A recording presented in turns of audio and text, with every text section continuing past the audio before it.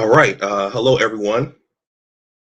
I am going to make an announcement over on my original Big Discussions 76 channel, and then I will go ahead and get this started. I am waiting for my guest to show up, but I'm going to make the announcement over on the original Big Discussions 76 channel right now. Please bear with me and be patient. Let's see.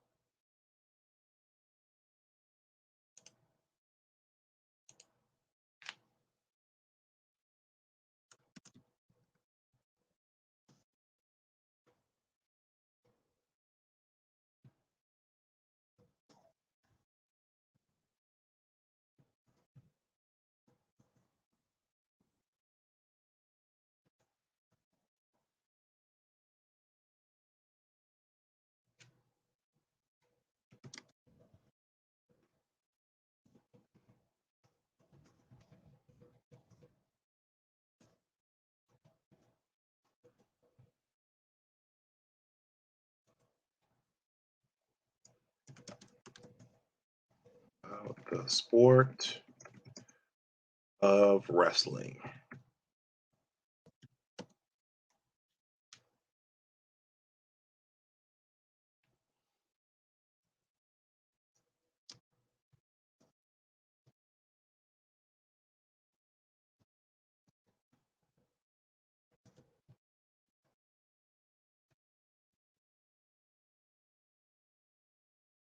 All right.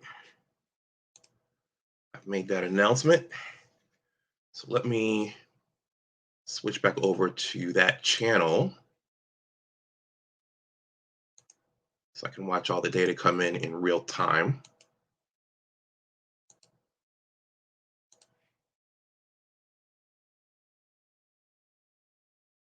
Okay, there goes a YouTube ad. All right, skip that. All right. Well, welcome back to my channel. My name is Dr. Anwar Yusuf Dunbar, and this is Big Discussions 76 Sports. First of all, please like this stream, please share it, and please subscribe to my channel. Well, for those of you who follow this channel pretty regularly, you know that the main course over here has been Michigan football. And I don't have any of those pictures queued up right now, but football season is over for now, at least on the college level. The Buffalo Bills, that's my NFL team, my hometown Buffalo Bills. They're in the playoffs, so they're getting ready to host, I believe, New England this Saturday up at New Era Field in Western New York. So I might do something surrounding that. But Michigan football is over for now. As you know, we got beat handily by the eventual national champion Georgia Bulldogs. But there's other stuff to cover. I'm still going to continue with the Michigan football. You see what this is? Ah, it's a bot. So I'm still going to continue with the Michigan football. There's going to be lots of off-season things going on in terms of the coaches, players entering the transfer portal, recruiting, and then in the summertime they're going to set the preseason top 25. So that's going to continue here, but I'm going to mix in other things as I named the channel Big Discussions 76 Sports. So tonight, when my guest shows up, we're going to have a little discussion on wrestling, hence the the WrestleMania shirt. Thank you to those of you who have joined. I see the views have gone up just a little bit. Please hit the like button. I'm waiting on Charles right now. Um, Let me load up a special picture for when Charles gets here. Just give me 1 second. Or should I say, give me a moment? Yeah, there it is.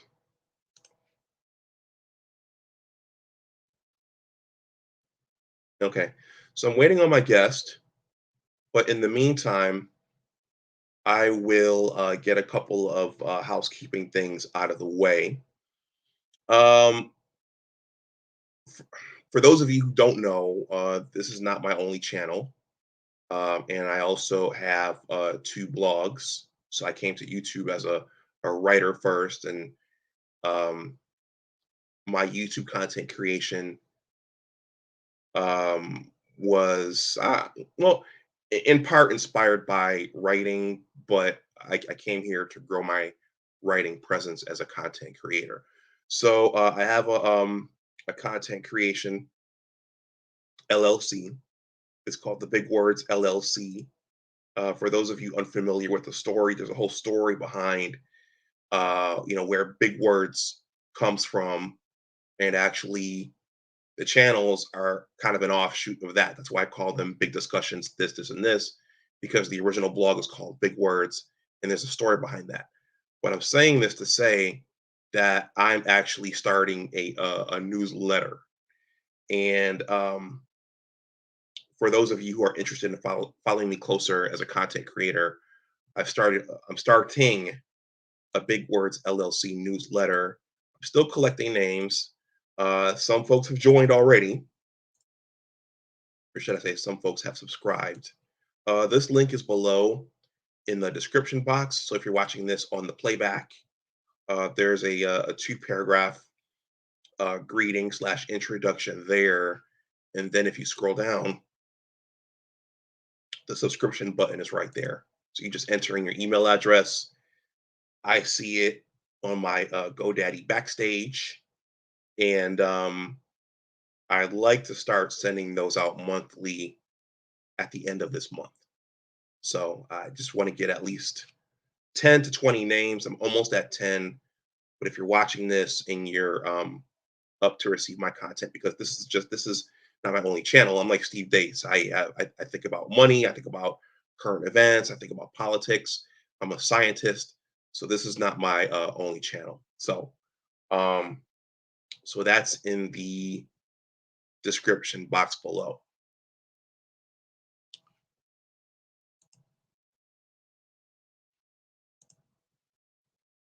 Okay. So my original reason for coming to YouTube, and I've talked about this here on the sports channel thus far, is my book project.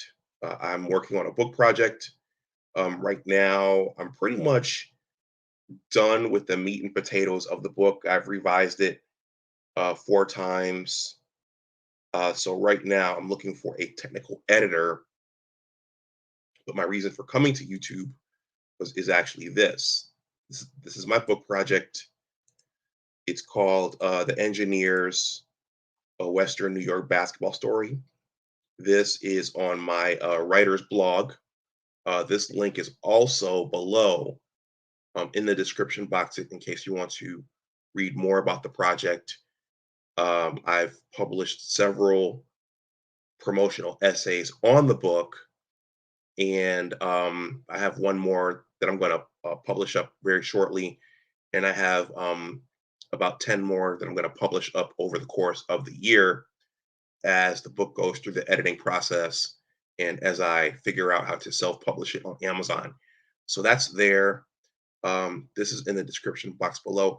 Let me check my phone really quickly. Let me make sure Charles is still coming. Charles is a very, very busy man with lots of responsibilities. I don't see a text from him here. I don't see him in the chat.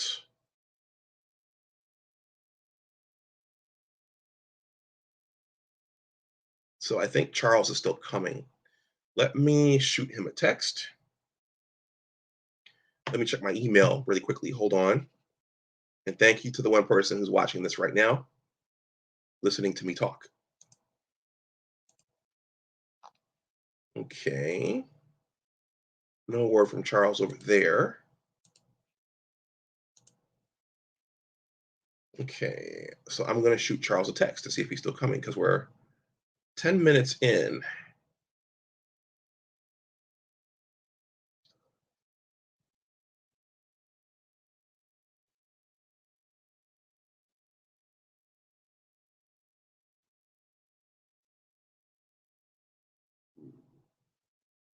He's a busy man. So,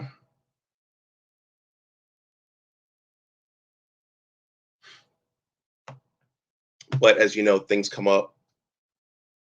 We all have lives. We're all very busy people. So, but yeah, this is my book project, The Engineers, a Western New York Basketball Story. Just briefly, I think he says about 5 minutes. Yeah, just briefly, I think there will probably be some overlap in my book, in terms of, and also with what Charles will talk about tonight in terms of his early experiences learning how to wrestle and competing in wrestling, because having participated in interscholastic sports, those early experiences are very important in terms of building us to the adults, the men and the women that we're going to become. Those practices, those um,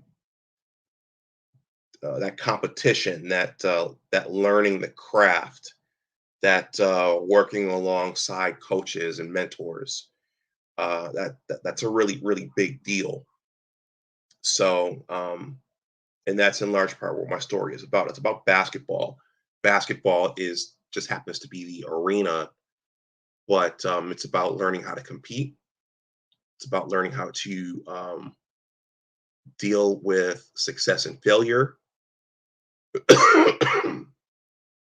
Excuse me. I should have muted the mic for that.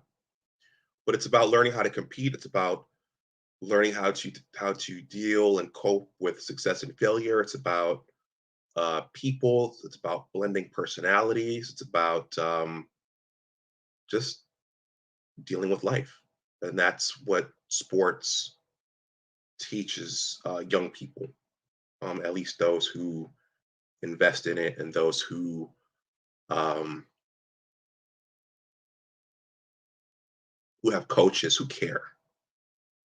Sports teaches you a lot about life and how to succeed in the adult world.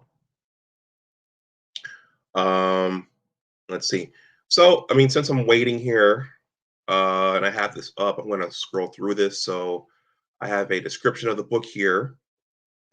That's me in a photo shoot over in Maryland at the beginning of this year. Actually, that was on inauguration day. Everyone else was watching the inauguration. I was out in the woods uh, getting my picture taken. That right there, that's Delaware Park. That is I would call it the main basketball hub slash gathering ground in Buffalo, New York. Delaware Park actually comes up in my book project, and I actually have a promotional essay just talking about Delaware Park on the way. So that'll probably come out later this summer. For those coming in, I'm waiting on Charles, but I'm taking this opportunity to talk about my book project. I talked about my newsletter before this. Links to both are in the description box. Uh, let's see. Let's see. So this is a blurb, an overarching blurb about the book. I have many visuals for it. That's a schedule from the 1980s 89-90 season for the Hutch Tech Engineers. That was my high school. Um, Pepsi was a sponsor for our high school basketball. So I think every team in Western New York might have gotten those. That is my high school right there, Hutch Tech High School on, I believe it's 256 South Elmwood Avenue. That is a clipping from the Buffalo News showing our varsity team's 13-0 record my freshman year. That's a part of my story. I was inspired by that to want to play myself. That right there, that's a quote one of the officials from Pepsi told us my sophomore year, my first year on the team. Use your basketball to get your grades. Don't use your grades to get your basketball. That's a lesson that I talk about in the book project. Part one, um, I split it into two parts. Part one is called Innocent Basketball Dreams. You know, when you start off with something, you have lofty dreams and expectations of how it's going to go. You think you're gonna, win a city title and a sectional title, like you saw your varsity team do your freshman year, and you have these rosy expectations of what's going to happen and how it's going to work out. And then you go a little bit further on in your quest. Life happens, certain situations arise, and things take different turns from what you thought they would. So part two is called "Getting into the Game of Life," and that kind of talks about what actually happens when you try to launch your dream. Um, Sometimes things go well, sometimes things go not so well, but you learn something either way. So that's parts one and parts two of the book. This link is below. I'm going to go a little bit further as I wait for my guest.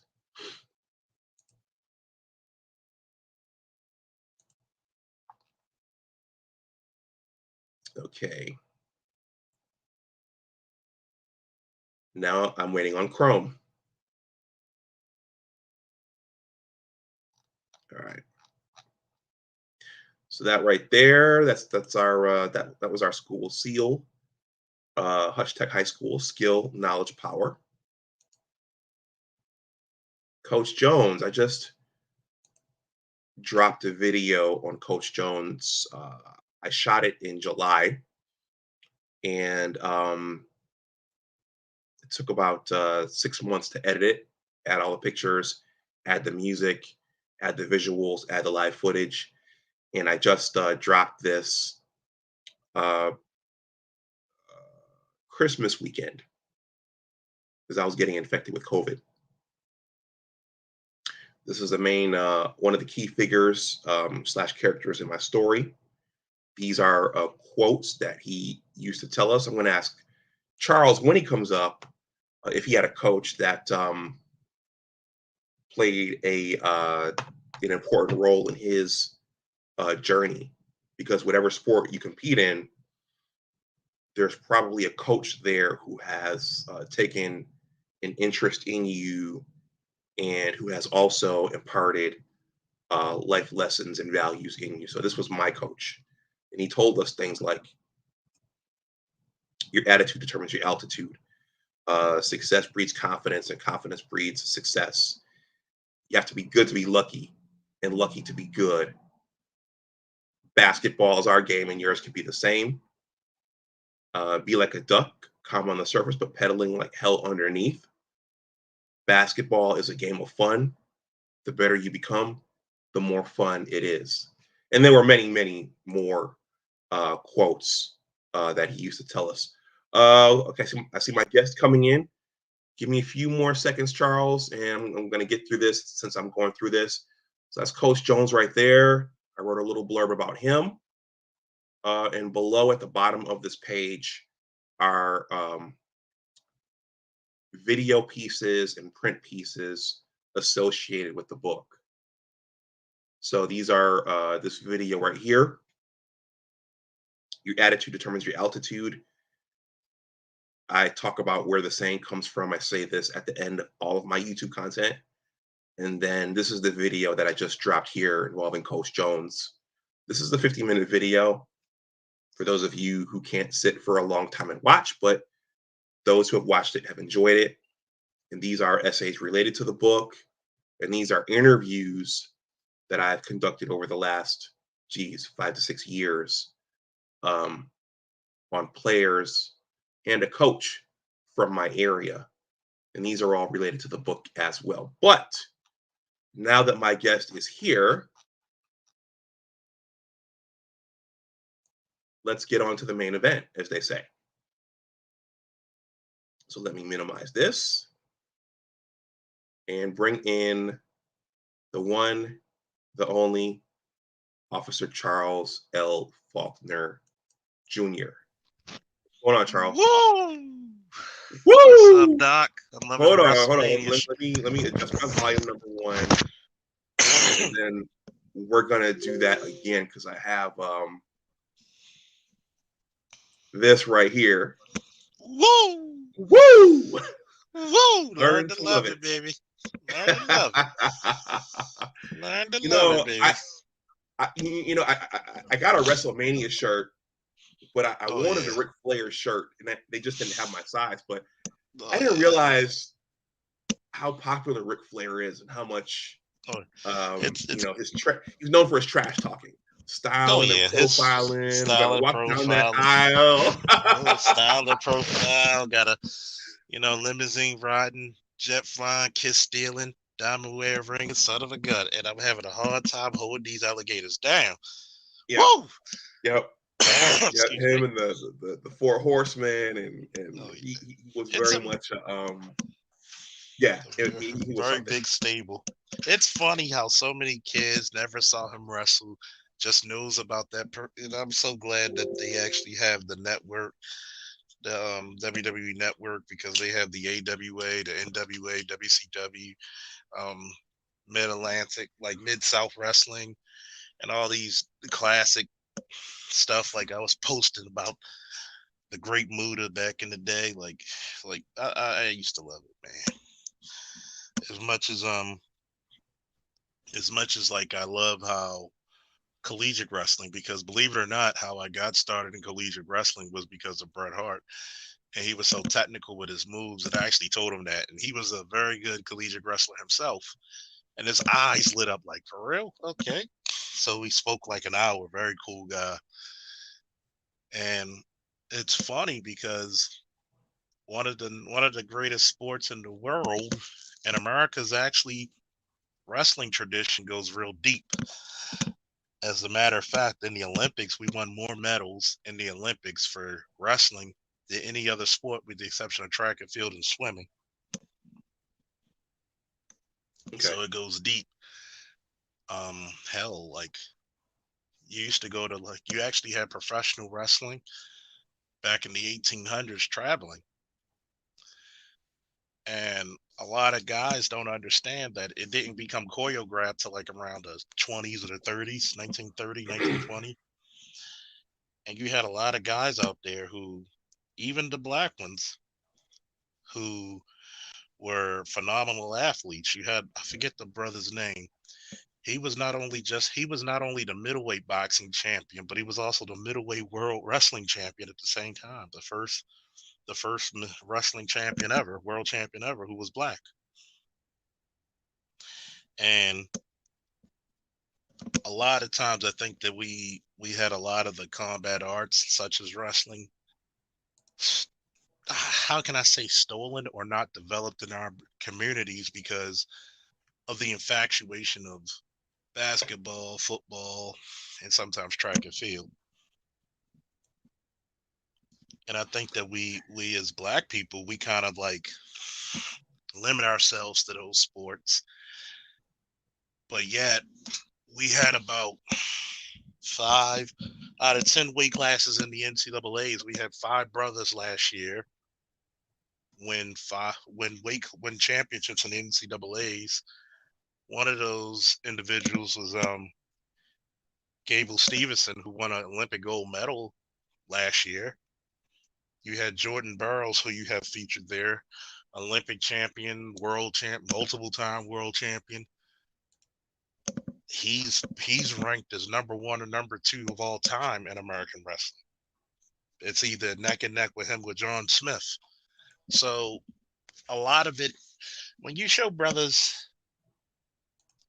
and introduce them to combat sports, and particularly wrestling, since we're talking about it, we tend to dominate. We tend to cultivate champions. But I think that a lot of people misconstrue the masculinity, or is what they say, if somebody slam me, I'm gonna fight. You are fighting. If the guy threw you around like a rag doll, imagine what he could do when he could throw you around and use punches. Oh, good point. So I think that because people don't want to take L's, they're afraid of it. You know how you'll have 200,000 people try out for basketball, but you barely could get 15 to 30 people try out for wrestling. Yeah. I think Okay. it's part of its ignorance. Okay. So Charles, we're gonna come back to that because in my Hmm. school system, we didn't even have a wrestling team. Wow. But we didn't have men's volleyball either. But we're gonna come back to Mm, that. Um, okay. So I have some questions here, and we can go through. We can go straight through. We can veer off at any time. So we got the Ric Flair gif in the background.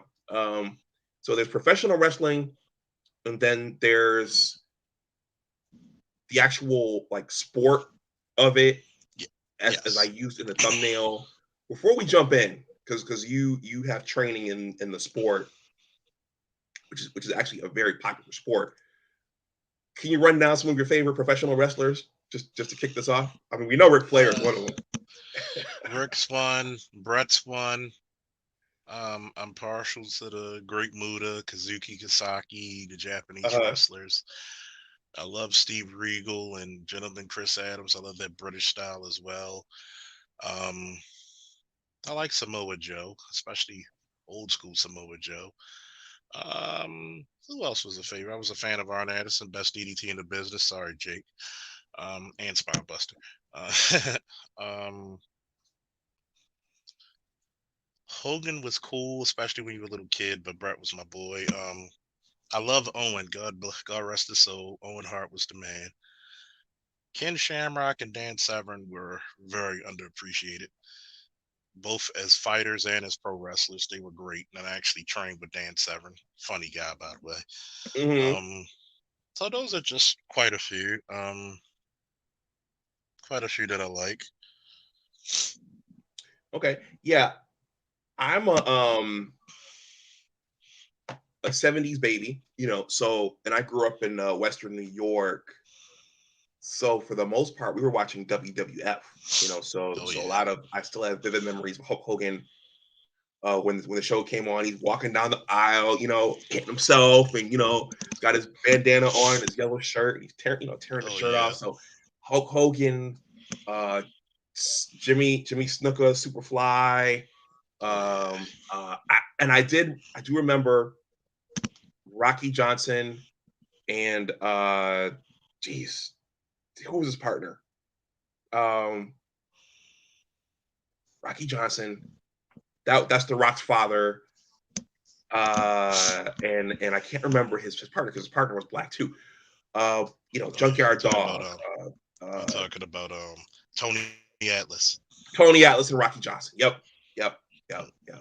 Um, Junkyard Dog, George the Animal Steel, Andre the Giant, uh, King Kong, uh, Mr. Wonderful, Paul Orndorff, the Yeah, USA Paul Express. I was Orndorff, really baby. into the tag teams too. The USA Express, Oh yeah. uh, uh, Nikolai Volkov, and the Iron Sheik.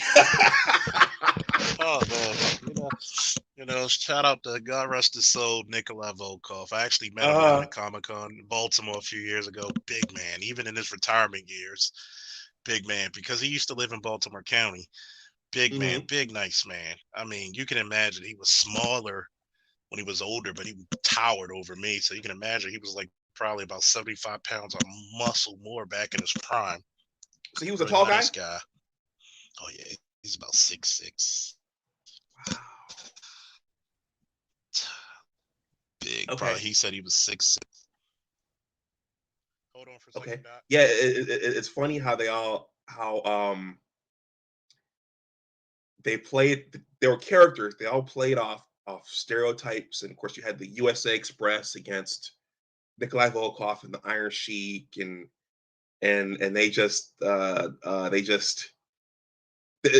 were characters, and then you had someone mention in the chat the Heart Foundation. Of course, how can we leave out the Macho Man, Randy Savage? Um, and that was just WWF.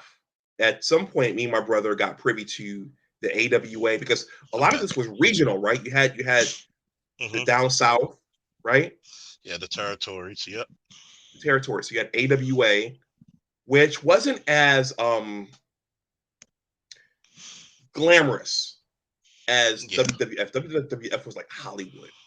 And Yeah, then it you was the had the glamorous, the NWA, which is, characters, say it again. like the characters and the over the top, larger than life type of individuals. Yeah, yeah. And then you had the NWA, which was just it was just like it was like the SEC of wrestling. I mean, you had Yeah, it's the down Ric Flair, south, you baby. had the Road Warriors, you You had had the Road Warriors. You had Arn Anderson. You Sting, had the Four Horsemen. You had Sting. Dusty You had Rhodes. Dusty. Oh, Dusty, baby. You know I'm the American dream, baby. I'm the American dream. We coming down here. You know, I've dined and wine with kings and queens, and I've eaten nothing but pork, and Alice eat nothing but pork and beans, baby. Oh, yeah, I love Dusty. You had a lot of Southern Terry Funk, like a lot of Southern wrestling back then. Like you even had the I forget what they call it in Texas, where you had the Von Erichs there. So you had a lot of territorial. That's when Vince McMahon in the '80s start, basically buying out and making a conglomerate that today is WWE. That when he started buying out territories, he would take the best talent and put it in his show.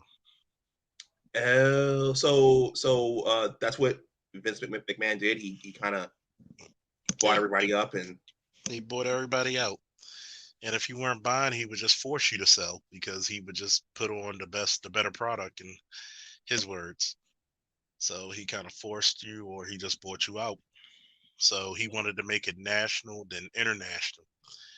And a lot of people still wanted the territories, which, you had to evolve with the times. Shout out to Vince McMahon for evolving. So a lot of people weren't ready. They still wanted that old territory stuff, and TV and cable was starting out real young. So he took advantage of it. okay. Raheem Gaines points out the Steiner brothers, and Oh, yeah. that's interesting because at that Michigan time boys. I didn't realize that this was a organized sport because they came out. If you remember, they had the headgear Hmm. and they had the full body leotards. So Oh they yeah, they, they they they were the dressed like single. collegiate He wrestlers. had Go the ahead. yeah, he had the they had the singlets on. So it's kind of funny you said that because Rick Steiner came in. Well, Rick's the older brother and Scott's the younger, so he came into pro wrestling first, and he was part of the varsity club. He was part of the varsity club with Mike Rotunda, aka IRS and WWE, and Kevin Mhm. Sullivan, and they formed this thing about collegiate wrestlers. But you'll be happy since you're a Michigan fan. Both Rick and Scott wrestled for Michigan in college. Wow. I Okay. think they I think they were around number 5, 6 or 5. They were either fifth or sixth in the nation for Michigan, which is Hmm. pretty up there. They were all Americans, so they were pretty up there. Okay. And we're gonna jump into the Q&A right now, but it's just interesting. I was just thinking as you were saying that how so many, you had celebrities come over and make occasional appearances. You had guys from the Mhm. NFL, take off their helmet Oh and yeah. shoulder pads and cleats and come over to professional wrestling. And you had just it just touched so many things, and so many people got involved in it um, over the years. Oh yeah. It's just one of those things that, it's pretty much like pop culture, where it's been around for so long, it's just normal.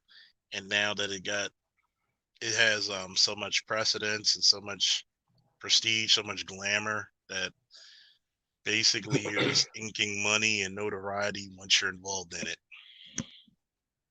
Hmm. Okay. Well, Charles, I have some questions here because my knowledge of the sport, we didn't have it in the Buffalo public school system, and pretty much I grew up watching the professional wrestling, so there's a lot about the sport that I don't know. But listening Mhm. to you talk and collaborating with you, I know that it played an important role in your life. So yeah, I have some questions about it for you. So uh, how did you get started wrestling? How old were you? I was in the 10th grade, so I was about 14. 14 in Lake Clifton. Okay. Uh, Inner city black high school, sophomore. And shout out to my boy Harold Murdoch, who's over in Kuwait right now. He's a command sergeant major. It's kind of funny how far he went in the military and how long, even though I went in a year before him and he's a year older than me, which is funny. But shout out to him because he was telling me we were in JROTC together. He said, "Yeah, there's a wrestling team here." I was like, "Word? I didn't know that." And he was like, "Yeah, they doing tryouts." And I was like, "Hell yeah, I'm in." So lo and behold, we go to the gym area and we talk to who later becomes my coach, Mr. May he rest in power, peace, and paradise, Larry Brown Sr. And Mr. Brown said he was doing tryouts. And see, excuse me, in order to do preseason, you couldn't be on the mats legally. So we would be outside in the grass. And he just wanted to see if you had some fight in you. As the old saying goes, if I'm gonna teach you to fight, then I'm gonna teach you to wrestle. You got to have some drive. So I'm thinking I'm doing something because Mr. Brown had this bald spot in his head, these handlebar mustaches. Then you think, oh, I'm pushing this old guy around. This is gonna be easy, man. The next thing you know, it's like the movie 300 when the Spartans, planted their feet and the Persians couldn't move them any further. Next thing I know, he grabs me. It would come to be a headlock throw. Next thing you know, my legs are where the sky's pointed and my head is going boom to the grass and I'm out like a light. And I was knocked unconscious for about a minute. When I came back to, I was like, yeah, I better listen to this guy. He had me good. And practice like hard. Soon as the season started, I know that I wanted to do it. Told my mother to go get me some wrestling shoes. Told my father to take me to go get the physical, and we were off to the races after that. I was hooked. I was hooked. Okay. So around 14 years old, and you had heard the coach wanted to know who had an interest in it and who could do it, so you just kind of gravitated towards it. Let's Yeah. see. What? Well, now, was there anything? Was it the physicality that attracted you to it? Was it the fact that you'd seen professional wrestling on TV? What was it that drew you to it? Or was it It just was kind of curiosity? like it was kind of like E, as they put in the Scantrons. E, all of the above. It's a sport that you're by yourself, so you can't rely on a team. You can't sub out. You are you're the man, and everything you do well will show on the mat. Everything you didn't do so well will show in the mat. So you couldn't blame anybody but yourself. And that was the beauty of it. It was physical. You weighed the same, even though they were taller and shorter guys, you weighed the same amount. You compete, you wrestle. It was even to me. If you weighed as much as I weighed, I could take you. That's how I felt in my beliefs. And it was very it was a great satisfaction knowing that win, lose, or draw, you had to answer, you had to be on. You had to perform your best. You had to go out there and be a warrior. You couldn't make excuses like, well, we didn't have our quarterback. Oh, the running back was messed up. The defense was messed up. You are the defense. You are the offense. Everything is on you. You can win as an individual and you can win as a team, which was great.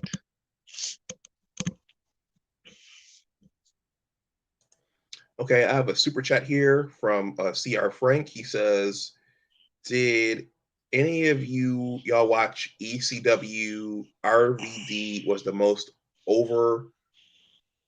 He might mean overrated dude in history, face or heel. They got behind him. I'm not familiar with." Well, over is a pro wrestling term, which means he was really, the fans really, really loved him, or the fans really, really believed his stick or whatever it is.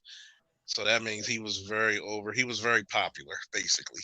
And RVD was very popular in the 90s. He was very innovative in ECW because, ECW was the acronym stands for Extreme Championship Wrestling. So they did some extreme stuff. So he was very popular back in the day. Yeah. Okay. If you're just coming in, please hit the like button. Thank you for that super chat. If you guys want to donate to the Cash App or the PayPal, that information is right there in the chat as well. So Charles, so you started at 14 years old. Were you good at it at first, or was there a learning curve for you? Um, as a legend goes, as so many people, um, my first match I lost.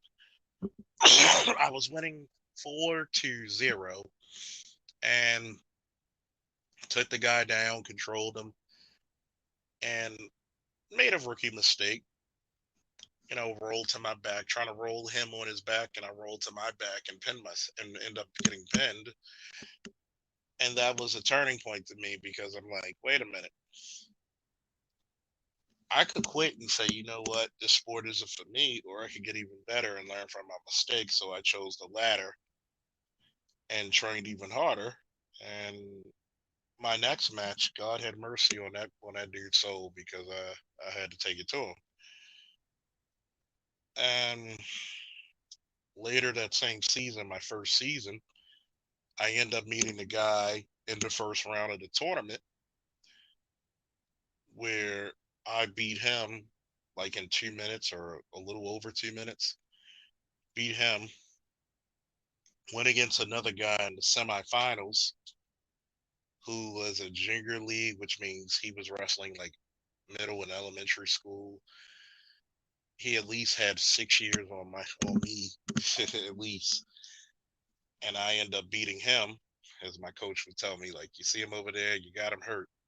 Like, I don't care if you got to break his neck. If you win, you're in the finals. Mr. Brown never cursed, but he had a point. But he could prove a point without cursing. And I end up beating that guy. And a little small note about that match, when I told him, man, this is my first year, he was like, oh, hell no. So lo and behold, I'm in the finals, championship finals. To give context, in wrestling, never, ever, ever, ever underestimate your opponent. The guy who made it to the finals, I literally beat the piss out of 2-3 weeks earlier, and actually pinned him with a standing cradle, basically the perfect plex for all you guys who love pro wrestling so much, and rolled over into the cradle. This guy became a lot tougher. He must have ate his spinach or something. I don't know. And we literally went to like 3 overtimes. and I was tired. I mean, if you ever wrestled for 30 seconds, imagine doing this for like 10, almost 13 minutes. And he kept stalling. And wrestling, you can't stall, meaning you can't keep stepping backwards. You got to either circle or move forward. So the referee called caution, which means I'm warning you that I'm going to give that other guy a point. And the team, I could hear them in the back, even though I'm like tired. They're like, keep going forward. He's stalling. And then next thing you know, the ref says, okay, stalling, 1 point, new champion. I'm like, okay. I'm thinking, I was so tired, I thought the other guy won. I'm like, man, I didn't know I was stalling until everybody on my team was like picking me up. And I'm like, hey, what happened? I thought the other guy won. They were like, no, you idiot, you won. You're the champ. I was like, oh, thanks. And it's rare. It's extremely rare for a first year to win a championship. Like, it's almost unheard of, especially in the sport being so technical that it is and so rigorous. So, and by the way, my wrestling coach was also the technology and printing teacher there as well. So the tournament was on a Saturday. I returned to school Monday, and next thing you know, he must have came up there like 2 hours early and printed out all these 12 by 8 7-foot posters, different posters all around the city. 160-pound champion. I'm like, oh shit. And next thing I know, people like, I'm just trying to chill and just, and it's a bunch of these pretty girls. Is that you in a poster? Why, yes, it is. so, so it was challenging, but success did come early. And just to let people know, I might have been the dark horse and the sleeper who won, but each following year after that, it became tougher and tougher and tougher. Like, you're no longer a secret. Everybody knows you're not gunning for you. Go ahead. Now, were you was built out at that point, or were you a smaller, scrawnier version of yourself? I was about 153 pounds, wrestling Okay. 160. So I was pretty lean, pretty cut back then, like an anatomy chart. So pretty good strength, pretty good speed. It's not about strength all the time. It's nice to have it, but strength only lasts like what, 20, 30 seconds if you're lucky. After a while, you got to be skillful. You got to have some speed and timing. You got to have some grace and some. You got the skill. The skill. You got to build your endurance up for that sport, because if you can go, you can push people into stuff. Like, you'll just make people fatigue and turn cowardly in front of your eyes. You'll take their soul. If you're in shape for that, you'll take their soul, and there's nothing they can do. The most pleasurable but sadistic thing you could do as a wrestler is look at your opponent dog tired, and you barely broke a sweat. You're like, what you got now? You just you just take his soul, take his will to live.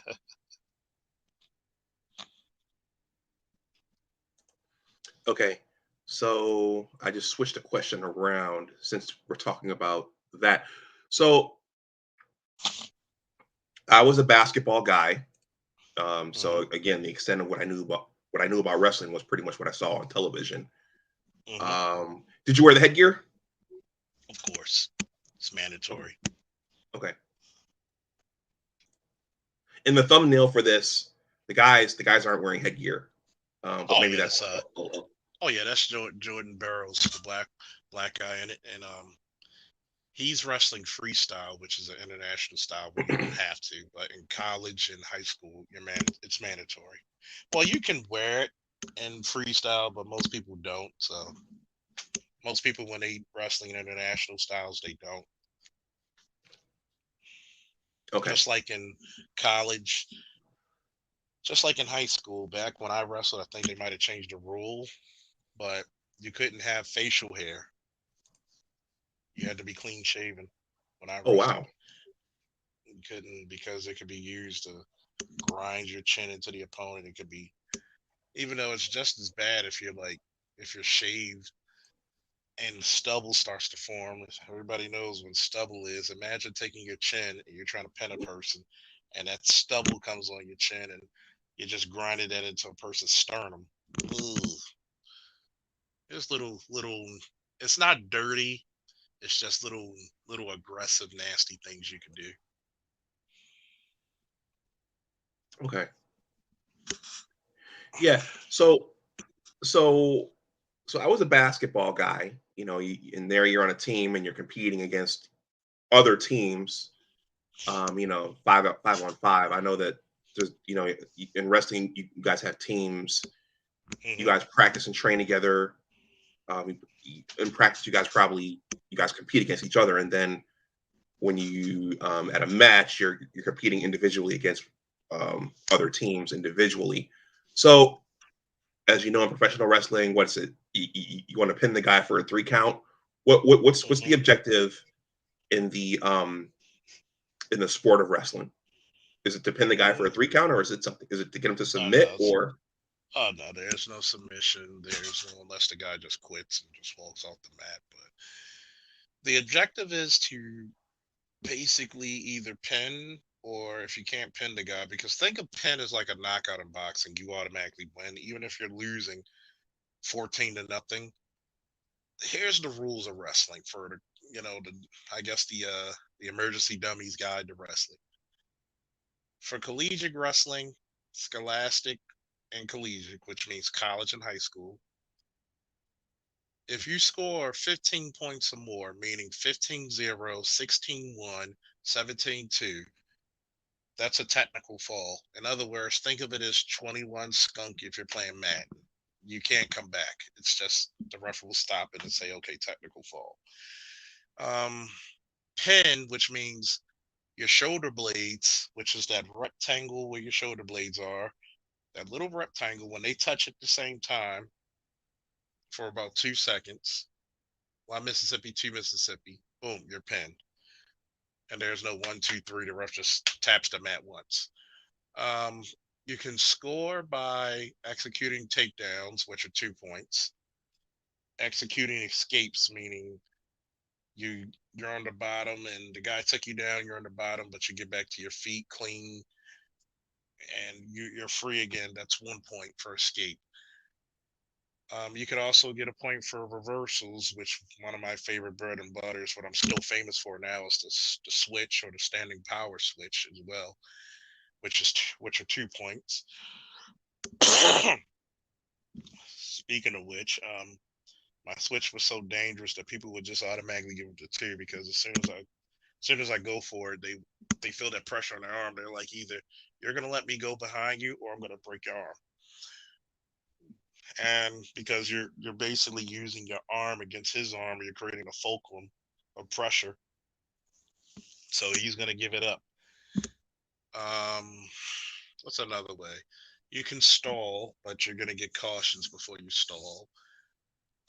Anytime you lock hands, here's another thing for wrestling that's funny to people when they first hear about wrestling. You cannot lock hands when you're on the ground or the bottom unless you're in a pinning combination. So people are like, huh? How do you? Yes, unless you're in a pinning combination or a near fall, which is like, remember when I told you that rectangle where your shoulder blades touch? If one shoulder's down, the ref will start counting. You'll see his arm wave. He's like 1, 2, 3, 4, 5. If your shoulders are down for 3 seconds, that's 2 points for near fall points. If it's down for 5 seconds, it's 3 points. So what happens is you can get points in different positions, and let's say you lock hands, that's going to be 1 point given to your opponent because you're supposed to grab his wrist, his ankle, get what's called a deep waist, where you wrap your arm around his waist, and depending on if you're strong enough, you can actually squeeze. But there's many different ways you can do it. But once you put a half Nelson or a cradle, that's when you're going into a pinning predicament. That's when you can lock your hands when you're on the bottom. International rules are different. They finally went to 2 points for takedowns, because for the longest time you only got 1 point internationally for freestyle and Greco. And when I wrestled freestyle overseas, which still holds true today, this one rule: you get points on how hard and how high you throw a person. So there's something called a 3 point move and a 4 point move, depending on the exposure of the back. Because international styles of wrestling, excuse me, all you need is a 1 second. If your shoulder blades touch for 1 second, boom, you're pinned. Meaning, if you and I wrestled and I take you down and you fall back on your shoulder blades, you're considered pinned. That's a pin. You can get points from a high enough throw, straight back, no arm to arm, boom. Um, that's like a 5 point move. Remember, like, I tried my best to just throw as many people as I can to get the most points and tech fall them as quickly. But in international rules, it's not about holding, it's more so about turning. Because in college and high school, you have to hold a person there to get back points. In the international Greco-Roman and freestyle, it's turning. The more you turn, the more points you'll get until you tech fall a person. Or so. And the difference between freestyle wrestling and Greco-Roman: freestyle, you can do leg takedowns just like in collegiate and scholastic, your single legs, your double legs. Greco-Roman, you can't do any holds below the waist, so it's going to be a lot of strong guys, body locks, and high altitude throws are going to be the norm in Greco. Okay, I'm going to read this from James Johnson. He says, "My drill sergeant was a wrestler in college. He dislocated a private's arm with one move after he challenged him in combatives training. The drill sergeant was also former special ops and a ranger." Nice. Okay. It's kind of funny because even in the police academy and basic training in the army, a lot of people didn't want to wrestle me, except a couple of guys.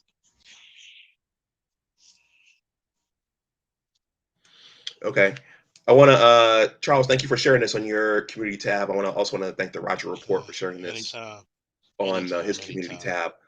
tab. I was also thinking, so okay, so it's not just pinning the guy. There's a scoring system that they're using in the Yes, sport. Okay. yes. Okay. It is hard as hell to pin. It's hard. It takes a lot of will, determination to really get that guy. If a guy, you're gonna have a hell of a time if you face a guy equal skill to pin them. And that's where the part about being in the best shape is. Not everybody you're gonna pin. What happened if you can't pin this guy? You gotta keep scoring. Like, as a matter of fact, good example. Our friend Dre, just DeAndre, we actually faced each other a couple of times, and one time in the championship finals. Dre, believe it or not, was so fucking strong, excuse my language, that, and I'm a stout, and this is when I bulked up to 171, which is, I had to put on 10 pounds of muscle that summer. And Dre was so strong that he could actually take one arm and press me off of him. And I'm like, okay, I can't pin this guy. So I got to beat him with skill and technique and speed. So what happens if you're not the guy with the power advantage? What are you going to do? You got to adjust.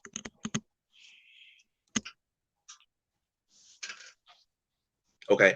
As we were talking about, when I asked you about pinning the guy, and you're talking about the shoulder blades touching and everything, and even this gentleman's talk about his drill sergeant, I just remembered that wrestling is also a major component of MMA, UFC. Yes.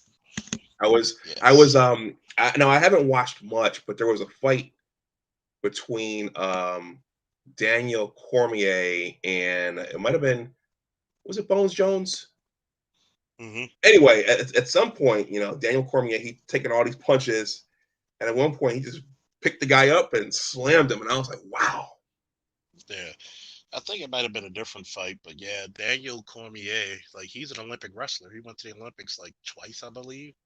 Yeah. Very damn good. Very up there when it comes to wrestling. So I'm glad you brought that up about MMA. A lot of people don't understand that wrestling is a combat sport. It's a fighting system, just like karate, just like kung fu, just like taekwondo, just like jujitsu, just like akijitsu, just like judo. It's a fighting system. It's a combat art. It's a combat sport.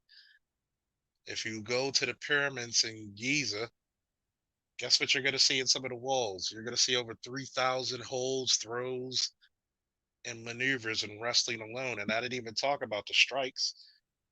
Wrestling is so complex that if you learned every hold in wrestling and every move in wrestling, you can learn from each position, which is top, which is neutral, when both guys are standing, the top position when you're on top of the guy, and the bottom when you're below. Each position technically can have anywhere from 1,000 to 3,000 different moves. Is it impossible to learn all the moves? Yeah, probably. But if you develop your skills long enough and hard enough, all you need is really three good moves in each position. I've always believed in this one additive. You can't stop me. You can only hope to contain me. And that's how I believe about my takedowns, my single and my double.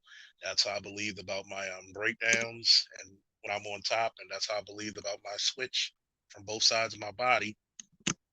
Everybody knew my move set. Nobody could stop it. Like, oh, he's doing a switch. Nope, nope, nope. Okay, you did everything you could do to stop it. You couldn't. And that was my belief system because I was so confident because I put hours upon hours and upon hours and hours practicing to move over and over and over. And with that diligence breeds forth confidence. Go ahead, Doc. Okay. CR Frank says, I enjoyed combatives during my active duty days, but those side shrimp drills were horrible. LOL. Yeah, they got that from jujitsu, little strimping drills. They did similar things in the police academy because, combatives was, man, I'll put it to you this way. June will be 22 years since I joined the Army. Actually, 22 years, well, 23 years because I joined in 99, but it'll be 22 but when I went to basic. So in Fort Benning, Georgia. So a lot of the combative stuff was way after my time at basic. But I didn't mind it because we did something what's called smokers. You boxed, you put the gloves on, box, pugil sticks, and wrestled. So pretty similar. And don't forget to hit that like button, donate, support your interests. You're learning something with the doc and the cop today. Whoa! Don't make us tag team you. We're gonna do the doomsday device if y'all don't donate and hit that like button, man.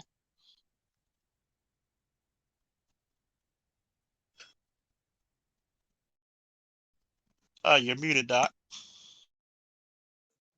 Thank you. Yeah. The super chat is live. My Cash App and PayPal are there if you feel so inclined to donate something. You touched upon this already. I think the impression is when you see guys out there locking up, you would think that it's all upper body strength. But I heard Hmm. you talk about endurance being important. What kind of training did you all do for this, and what kind of training do wrestlers do? Oh man, I'm glad you asked. I call my style of wrestling the Brown style of wrestling, that Lake Clifton style. And a lot of my wrestlers from a couple of years ago loved it because it's a very aggressive style of wrestling. You have to be in shape to utilize it. So we would do a lot of wind sprints, a lot of running, a lot of road work, a lot of conditioning because we had such a large matted area back at the old high school. When they moved to the new one, we're utilizing the whole building. You're running the whole building. When I wrestled, even for preseason, it was so important to get in shape before the season started. I'm only like 170 pounds and I'm carrying like a 270-pound heavyweight on my shoulders up steps, 2 to 3 flights of steps. we were running, we would just do jump outs, which, we would call them jump outs. A lot of people outside the wrestling community call them burpees. Um, man, 1, 2, 3, 1. You want to get in shape, do about 50 of them. And I remember one time we pissed off Mr. Brown so bad, he had us do about 150 of them. And you can't touch weights during the season. Weight training before season and after season, it's always great. But during the season, because you don't want to put on that much muscle and bulk up and be outside your weight class, we would do a lot of push-ups. We would do elevated push-ups, wall push-ups, your feet on the wall, and you're pushing down and you're pushing your entire body up. It will develop a tremendous upper body strength, by the way. And you could either do them he'll either have you doing them real fast, or if you're really messing around in school or doing something really stupid, imagine 12 to 20 guys upside down, vertical on the wall, pushing down, and you'll see all the sweat just just drip off of you. You think somebody turned a faucet on you. Just live wrestling maneuvers. Like, we would have something called pit bull drill. And think of this. Let's say you had a guy who graduated in yesteryear, and you had your three coaches. When I wrestled, you had three coaches there, the two assistants and the head coach. Let's say if the guy wanted to get some work in, and he wanted to bestow the knowledge he had and give it to you. Imagine you're starting with the coaches for 2 minutes while you're on the bottom, and you got to wrestle hard. You wrestle the coaches for 2 minutes. You have to start with the heavyweight for 2 minutes and go all the way down to the lightweight. And by the time you get to the lightweight, he feels like he weighs 300 pounds. You're like, and that's how we would get, especially for big matches. You get ready for that, because if you like, one thing about it, my switch was so on point. I would just hit everybody with the switch, so everybody was like, okay, if you can do it when you're tired, which is a very important aspect. If you can perform your maneuvers while you're tired, that means you'll get them instantly. It's with you. It's just nature. You don't even think about it. Bam. So that conditioning, not just for the body, but also for the mind and the heart and the soul, was very important, because once you prove to yourself, I've been in the deep waters. Even if you're the strongest guy, you're the fastest guy, you're the most skilled guy, you didn't have my endurance. Because I told one guy, I'm gonna take you to worlds unseen and lands unknown when it comes to stamina. That was beautiful. Go ahead, Doc. Okay, so I hear you saying that it takes, again, the impression is you think you got to be big and strong, but it sounds like there's a huge endurance component and also a mental toughness component, and you need to be conscious of the weight class you're in, so you don't necessarily Yes. want to bulk up to uh, Yes. Arnold Outside the Schwarzenegger's way. size. Yeah. Because if you look at wrestlers, like if you took a picture of Jordan Burroughs and a couple of wrestlers, they're cut. I mean, they look like anatomy charts. That's because of the training and the byproduct of training. They're not trying to be bodybuilders. They're trying to improve their explosiveness, their speed, their strength, their endurance. And you'll notice that it's a byproduct, just like the CrossFit games. A byproduct of doing those overhead presses and all the weights is that they're going to be muscular. So it's not trying to train like a bodybuilder, it's trying to train to become a better wrestler. And shout out, somebody said they're part of 138. That's where I went for basic. 138, Rock of the Marn. Rock of the Marn. If you're a part of 138 Fort Benning, you know what Rock of the Marn is. Okay, let's see. So has I know you do some coaching now. Has the preparation and the training, has it changed over the years, or is it still pretty much the same? I try to give people the closest to my experience as possible. The only difference is we let you get water during practice. You let them get water, During practice. meaning that you guys weren't able to get water during practice. When I've wrestled, you either drink water before or after. You couldn't get in for it. Wow. And what's the rationale for that? It's it was basically the rationale of like training you to become tougher. Because one, you notice how a lot of guys wrestle with shorts and a t-shirt. We would wrestle in hoodies, sweats. The only thing you would see is our faces and our hands. Everything else was covered up because one, it will help you cut the weight if you're over, or it keeps you stable on weight. And then two, it'll get you basically conditioned to when the body's overheating. A lot of guys, you'll see them, oh, I need water, I need, and you're like, I'm fine. Because we're covered up so much, when you put the single letter on, it's like you're cool. You get conditioned and you get normalized to the body's temperature because of course you're going to get hotter because you're moving at astonishing rate, but you get conditioned to that body heat rising and you're like, I'm cool, it's regulated. Those other guys who trained in those shorts and stuff, it's I'm hot. And it goes back to the point what I made earlier. It's like it's another tool. When you're in shape, that's like having another tool. When you're the strongest, strength is a tool, but it's a tool that can be used up greatly. Speed is a tool. It's a tool that can be used up very quickly. But stamina, that is a tool that if you could go 6 minutes hard and it's almost nothing, oh my God, you're like a god. Oh, you're untouchable. Okay. I noticed the commenters. So Hmm. it looks like these are military guys. It looks like a lot of wrestlers over the years, well, yourself included, have gone into the military and or law enforcement. We'll get there. But did you, after high school? Well, how, you guys have a postseason? Do you have like sectionals and state tournaments and Yes. Yeah, the okay, districts, regionals, and states. yeah. What's the furthest you got? Did you ever go all the way to this to the state title? I was ranked in the top five in the state and Okay, freestyle was number two in the state.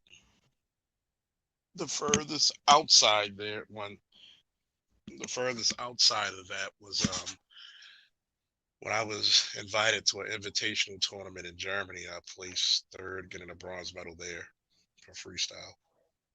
Almost made gold. Almost made gold. okay, all right. So, did you wrestle after high school, or did you go straight into the military? I did a few more tournaments, but then I went to basic, and my career stifled off of that a little bit because I was still going to tournaments because went into the reserves and things, real life started kicking in. I was supposed to come back after I went to basic and AIT. I went to Coppin State, which is, I think it was the only HBCU that still had wrestling at the time. I was training with the college wrestlers at Coppin, and lo and behold, before I was going to sign the scholarship, they cut the team. And believe it or not, Morgan and Coppin State used to have great wrestlers who could go to the NCAAs. I swear, I will say this: as much as I love HBCUs, I never understood why don't you have wrestling. You give away so many talented black wrestlers to these other schools where you could have been dominating just because just because of ignorance. Well, we got to do what the people like. Why are you giving other schools your best athletes? Yeah. When you think I went to an HBCU, Johnson C. Smith University, you think football, you think the marching band, maybe basketball and track and field. Hmm. You Yeah, think those? but and I really feel as though that I love HBCUs, but then I don't like them at the same time sometimes because you kind of isolate a lot of people who aren't what I like to call typically black. The stereotypical black, if that makes sense. I'm a wrestler, love wrestling. Taught it, compete in it. I've had one thing when I was coaching high school. Then after the high school, I would coach my son for his junior league team and his best friend. I had one white guy wrestle around with me, and he said, "Dude, why aren't you trying out for the Olympics? You're that good." I took it as a very good compliment. And it's like you have Jordan Burroughs in the thumbnail. He's a he's what, 5 times world champion, 1 time Olympic gold medalist, Olympic champion, which is equal to a world championship.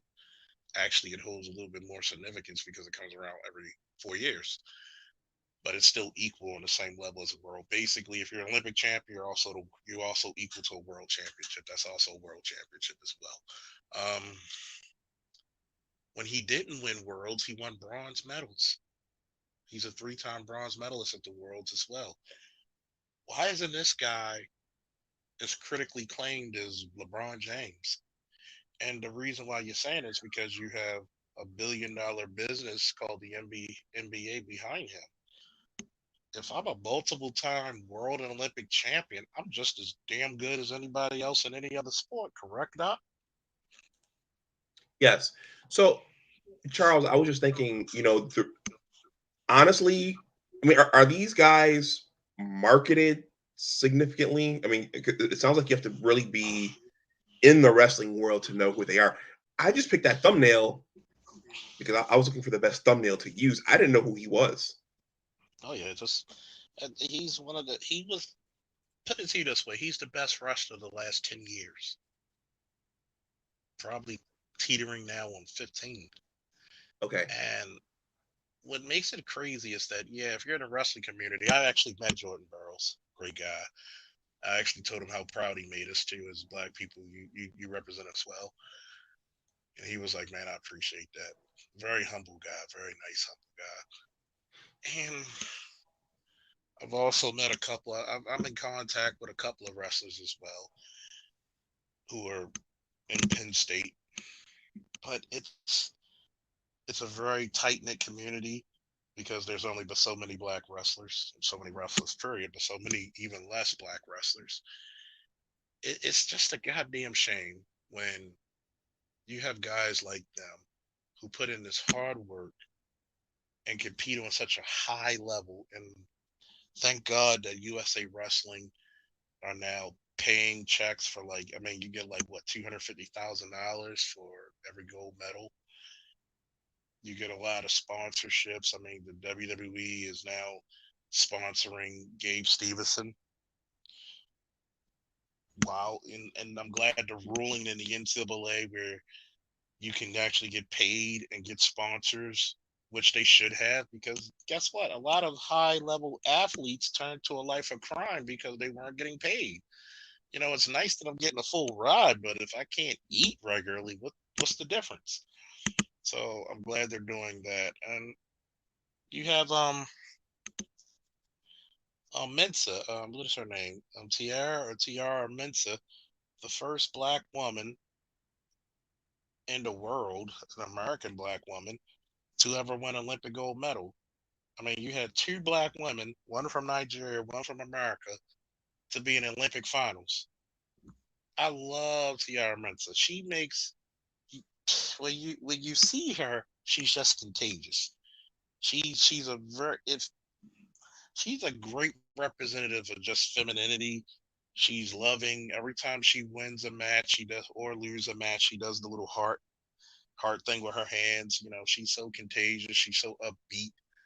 And not to be on a racial thing, that's a very positive look for black women. Like a very feminine, very upbeat. Yeah, she has some muscle because she wrestles, she trains hard, and it's like she's upbeat, she's nice, and and even WWE is making her offers. Very, very, and every time you talk to these people from wrestling, they're very humble, very nice people. When they're training, they're intense as hell. I'll give you that one. They're intense as hell, but they're very nice, humble people. They have a lot of great stories. Like she had to overcome a lot because when she was a little girl, there's only but so many tournaments, and for the longest time, and still in the states, It's the only sport where girls and boys compete against each other. So even though they're starting more girls wrestling now, which I'm happy because I think there's a lot of young girls who deserve their chance, and I think it's not fair for them to compete against boys all the time. And I would support it, but like Miss Mensa, like her father was coming to one of her matches, and he died in an auto accident. And I and you get these heartwarming stories from different wrestlers because you're not getting the acclaim of like a basketball player or a football player or a baseball player because there's sacrifices that that I'm not gonna make LeBron James money. I'm not gonna yep, that's her. I'm not gonna make LeBron James money. I might not. Some guys, like Dan Gable, he's a legend forever. There's people who don't even know wrestling, probably heard of Dan Gable. And shout out to guys like Kurt Angle because, 96 Olympic medalist, 95 worlds, two-time NCAA champion, one of the four people in American history to ever win junior, the junior worlds, NCAAs, the worlds, and the Olympics. He brought a lot of light to amateur wrestling when he was in his stint in WWE. And you look at it, and it's one of those sports that builds so much character. It's almost like a Hallmark movie. You couldn't write it any better. And I think that a lot of people in our community miss out on that. Because if you want a better community, if you want a better young man or young woman, put them in wrestling because it'll teach you perseverance, it'll teach you discipline, it'll teach you how to stand on your own 2 feet and not be a follower. It'll teach you how to be a team player and also how to be an individual. You can go ahead, Doc. Well, Charles. Well, first of all, I'm learning a lot here. I didn't know who the gentleman was in the thumbnail, and I never heard of this woman before. So I'm learning a lot here. As you were saying, as you were making your last point, to me, it sounds a lot like science. Mm-hmm. We don't see those images in our neighborhoods, Mm-hmm. so people might not know that it's there, that amateur wrestling is there, and that it's a viable training ground for. I know we're interested in developing boys, but it's just like I said, in my public school system in Buffalo, we didn't have wrestling, and I know that in the Black community, your two major sports are football and basketball. So it sounded a lot like science because science isn't big in our community either. That's interesting that wrestling, yeah. Yeah, and I mean, think about it, right? If you look closely on that picture you have highlighted, she said in the interview when she won a gold medal, she said I wore my Afro puffs out just to let every dark skinned, you know, 4C girl knows that she's beautiful no matter what hairstyle she puts in her hair. She says I'm not hiding the fact that I have these puffs in my hair, and it was a beautiful moment because you got to think about it. I don't care what nobody says. When you're black, especially in a sport that that a lot of white people still call their own, you're representing us. You're representing us.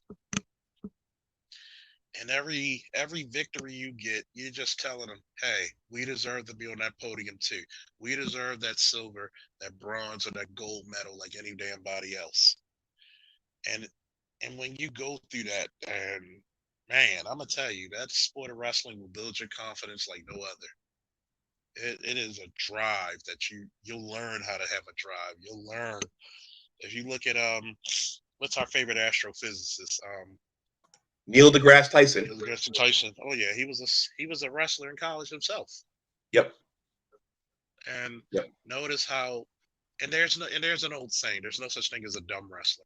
You can't be stupid and wrestle. It's impossible. You have to, even if you're not the most astute guy, it will build you to become that because it'll make you pursue the scientific arts of wrestling. So don't be surprised. A lot of your favorite scientists have a wrestling background. That's a good point. Sure. It's a very good point. Okay, I got three more, and then we'll wrap up. So the first one is you mentioned your high school coach. Did any one coach or several coaches make an impression on you for the rest of your life? How so? All of them did, because Maurice, who was the assistant coach, he's the head coach now. One of the most technically sound guys I ever had to practice or wrestle with. Make you sharper, knows the ins and he's a former referee, so he knows the ins and outs, a lot of connections. He is so astute that he can tell what referees' tendencies are. This referee, he's by the book. This referee, he likes to see wrestling. He likes to see a match. This referee will call stalling really quick. Very. Um, there's Damon Lewis, who was also a science teacher when I was there. He he influenced me on not just being a wrestler, not being strong, but being scientific. He says, go out here and practice new moves. We're going to practice moves that you don't see wrestlers utilize anymore. You're gonna do this. You're gonna do that. You're gonna become more of a technique. You're gonna be an artist. You're gonna be a scientist. You're gonna practice this. You're gonna get it down to the science, as we call it in wrestling, the economy of motion. You're gonna get it down to such a way that the movement's almost instantaneous. You're gonna shorten up the movements in it and just bam, bam, bam. And he always strive for me to actually think. It's a chess game. Be 5 moves ahead of this guy. And of course, the main person, Mr. Brown, fight when you're tired. I'm gonna teach you how to fight, then I'm gonna teach you how to wrestle. He just made you tough.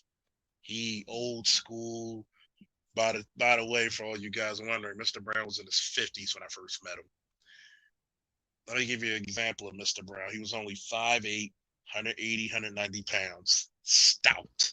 Just, you ever seen like cast iron? That's how he was built. And I mean, he could take apples and crush them with his bare hands. His grip was so strong, it felt like a taser hit you when he grabbed your wrists and your ankles. You ever seen a grown man of normal size break pliers with their grip? That's See, a lot of people say, "Well, that guy bench pressed 500 pounds. That's cool." But imagine breaking pliers. Like, it's so funny, because I remember one time we were practicing off season, and Mr. Brown, he loves bodybuilding, but he incorporated bodybuilding techniques into wrestling for working out postseason to put up your strength. So he has the easy curl bar, and he puts a 45, a 35, a 25, and a 10 on it, and start curling and having a conversation with us. And me and the other wrestler just looking at him. Not a great big man, but he had the strength of an immortal, man. Like, this man's not human, and I guess that's how my strength kind of developed under his. But he really taught you the fundamentals of testing yourself, never being afraid to test yourself, always looking at a loss not as a loss but as a setback, a learning moment. And it teaches you how to get through, and that lesson also taught you how to get through some things in life, like a breakup, like losing a job, like not getting a promotion, not getting the job you wanted. It taught you to use it as a learning lesson, as a setback, and not as a loss. There you Okay. Now I know you're doing some coaching yourself. What what kind of coach are you? go. Stern. If you ask them, they probably think I'm a hard ass. I'm a little stern. I'm fair. I do. I like to treat the young men like men, because, like I know, school is very feminized. It's not male centric, which the reason why you don't see a lot of boys in STEM like they should be, a lot of boys progressing, and we lose them to the streets. So in some ways, I'm a little bit lenient to Mr. Brown. In some ways, I'm tougher than. You're going to give me your fucking best, excuse my language. You're going to give me your best. I do encourage shit talking, excuse my language. I do encourage it because I let them be men. But you're going to pay accountability and a tax to being a man. You're going to be on time. You're going to have your school together. If your teachers tell me that you're not doing your work, I will authorize your teacher to double, if not triple, your work. And you better have it on time. Ask a lot of my wrestlers what happens, because not only will you run the halls and you'll duck walk the halls, you will have that stuff. Your weekends are canceled.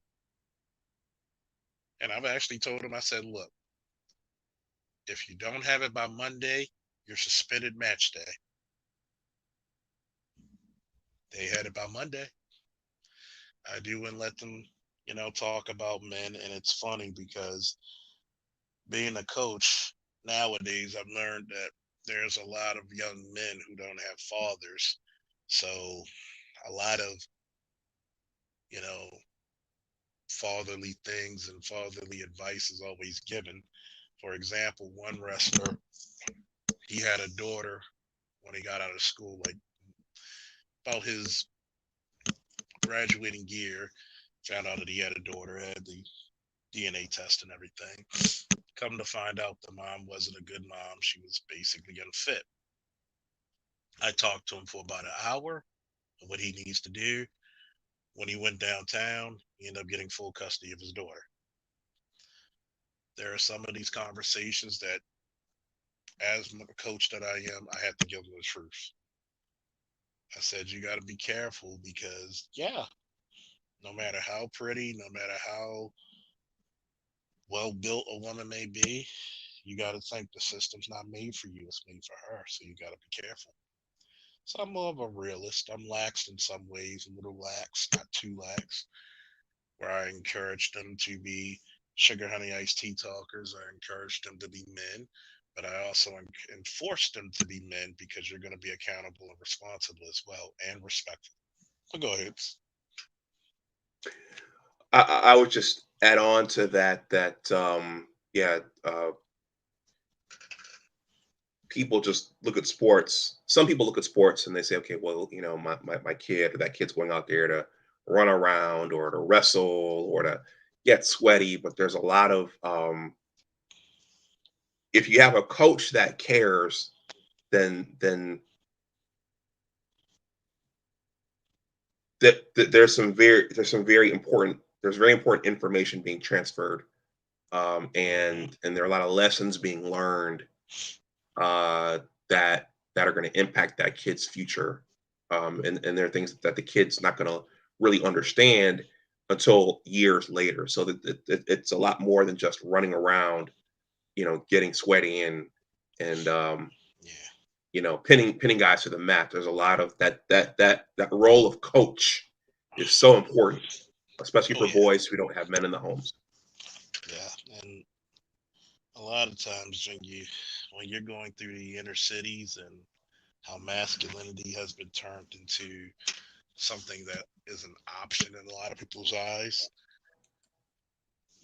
we're going to have to fight back a lot because the reason why you have a lot of crime in certain areas is not because people are innately violent, it's because men set boundaries. And when you notice with the mom, she never sets true boundaries with the son. And even as a police officer, you see it. Like, you treated your son as a friend and not as a child, not as somebody you're raising. You're treating him as an equal. And now you only time you want to see masculinity is when he's too big and too strong for you to handle. Yeah. You know? Okay. Let's see. So just in general, I know you've touched on this throughout, but just in general, what does the sport of wrestling, amateur wrestling, teach young people, and why should they get involved in it? The sport of amateur wrestling teaches perseverance, it teaches integrity, it teaches responsibility, accountability, it teaches knowledge, it teaches science. You learn how to become you learn how to become a nutritionist because you're like, okay, I got to cut weight, but not so much weight that I'm weak or hurting myself. It teaches you to see the real you. It teaches you to challenge that the real competition is not your opponent, it's yourself. Are you trying to be a better version of what you were yesterday? As the Navy SEALs would say, the only easy day was yesterday. What have you done for me lately? In wrestling, it teaches you your dreams and your memories. Which one will it be? And a lot of Hmm. times we come into those decisions and we're not told that we're insignificant. See, a lot of us believe that we're insignificant. Like that old saying, we are not insignificant, but we are powerful beyond belief. That's what wrestling teaches you, that you're powerful beyond belief. Okay. All right. Well, Charles, that's all I've got. Do you have any final words? Whoa! But I like to say thank you once again to Doc and the Cop. We showing out again. Gotta smoke cigars with you one day soon, Yeah. especially when I'm not as busy as I am. But don't forget to support the Doc, even when you're listening to the playback. Support the Doc. Come to the Charles Faulkner Show. I'm doing radio Monday, 6 p.m. Eastern Time. Support your children. If you have young children, get them in the sport of wrestling early, and you'll see an improved confidence. You'll see improved scores and testing. When it comes to school, you'll see a better product than we've been producing in the last 40 years. If you see a black wrestler, don't be afraid to be that person that says, I want to fund you, I want to support you. You know, I think that I want to challenge everybody. If you see a young kid or a teenager who wants to go into the endeavors of combat sports such as wrestling, boxing, judo, jiu-jitsu, us as a community should pitch in and come out of pocket and support them, because we know that it's very hard to get those training.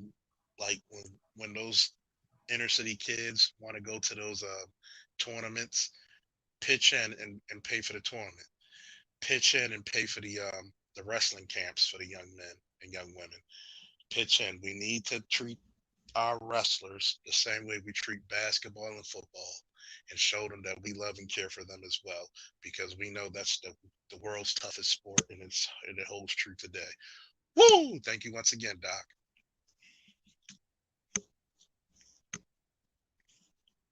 Oh, you're muted. Okay. Before you go, this gentleman's name once again is Jordan Burroughs. Go George look him. Jordan Just Burroughs. pull him up on Wikipedia real quick and watch and look at all his medals. Okay, Jordan Burroughs. Okay. All right. Well, Charles, thank you. We talked about doing this a while ago, and maybe we could do this again with a group of guys, because I saw in the chat that there were guys.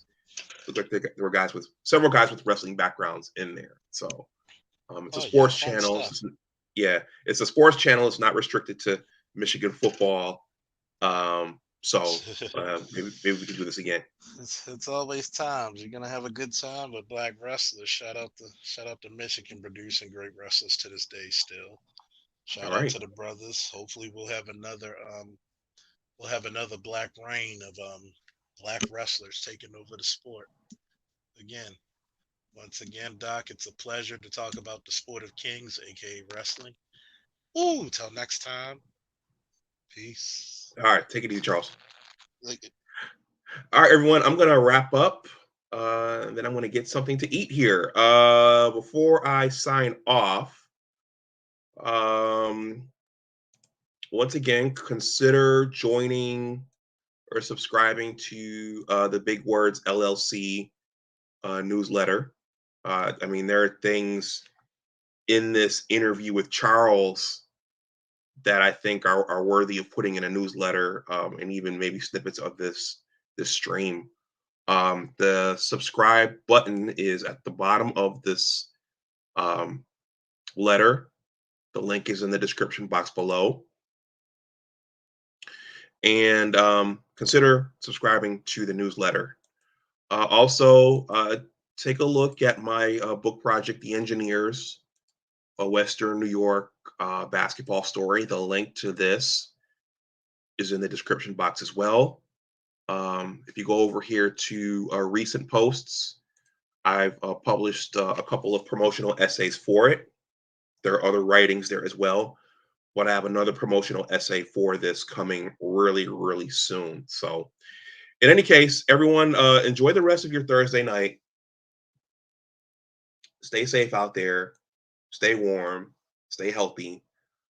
Please like, share, and subscribe if you want to make a donation to the tip jar. That information is below this playback. And as always, remember that your attitude determines your altitude. Take care, and I'll talk to you the next time. Thank you for all of you who watched this live. And if you're watching on the playback, definitely hit that like button and help get the engagement up. So I'll talk to you guys next time. Bye bye.